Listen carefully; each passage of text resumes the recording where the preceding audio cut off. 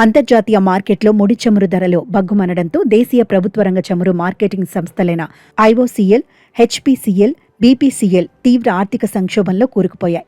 విశ్లేషకుల తాజా అంచనాల ప్రకారం ఈ సంస్థలు 1 లీటర్ పెట్రోల్ లేదా డీజిల్ విక్రయంపై సుమారు ₹20 వరకు భారీ నష్టాన్ని చవిచూస్తున్నాయి.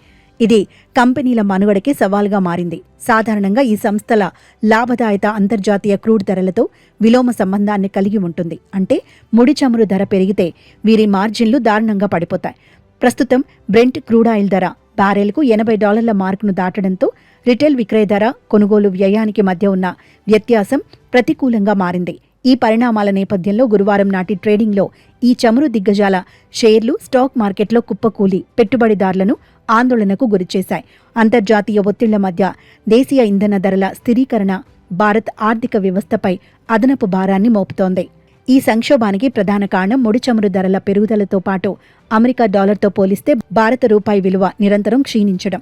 ఈ ఏడాది ప్రారంభం నుండి రూపాయి విలువ సుమారు 2% మేర తగ్గగా బెంచ్ మార్క్ బ్రెంట్ క్రూడ్ ధర ఏకంగా 33% పెరిగి $80లకు చేరడం చమురు సంస్థలపై ద్వంద్వ ప్రభావాన్ని చూపుతోంది.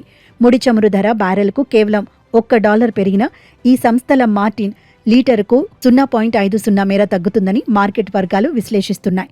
ప్రస్తుతం క్రూడ్ ధరలు $80 పైన స్థిరంగా కొనసాగుతుండటంతో మార్జిన్లు లీటరుకు 3.5 వరకు పడిపోయే ప్రమాదం ఉందని హెచ్చరికలు వస్తున్నాయి. మధ్యప్రాచ్యంలో నెలకొన్న యుద్ధ వాతావరణం ఈ పరిస్థితిని మరింత క్లిష్టతరం చేస్తోంది.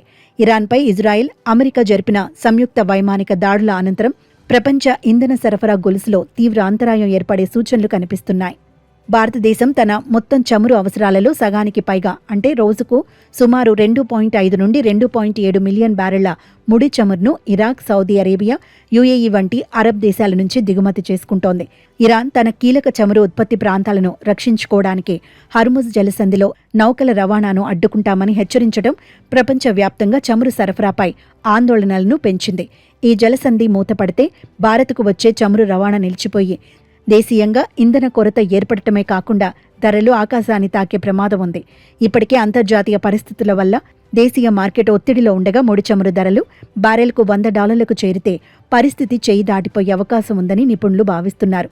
ఈ సవాళ్లను అధిగమించడానికి ప్రభుత్వం పన్నుల తగ్గింపు లేదా ఇంధన ధరల పెంపు వంటి కఠిన నిర్ణయాలు తీసుకోవాల్సిన పరిస్థితి ఏర్పడవచ్చు.